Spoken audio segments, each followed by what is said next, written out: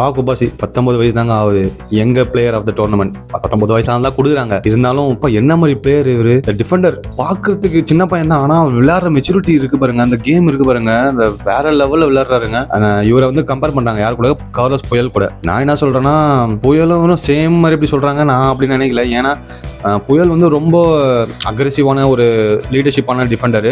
குபாசி வந்து அப்படியே ரொம்ப காமா, இந்த லைன் பிரேக்கிங் பாசஸ் வேற லெவலில் இருக்கும். கார்லோஸ் புயல் கூட சொல்லியிருப்பாரு இந்த மாதிரி குபார்சி வந்து மோர் வந்து பிகேவோட ஸ்டைல் அப்படின்ட்டு. ஆனால் குபார்சி ஒரு வேற லெவலான டிஃபெண்டர். இவர் இந்த வேர்ல்டு கப்பில் போட்டு அசத்திட்டாரு. லப்போர்ட் கூட அப்படியே சேர்ந்து டிஃபென்சிவ். இவங்க மொத்தம் இந்த வேர்ல்டு கப் கேம்பெயினில் ஒரே ஒரு கோல் தான் கன்சிடர் பண்ணியிருக்காங்க, அதுவும் பெல்ஜியம் எதிராக.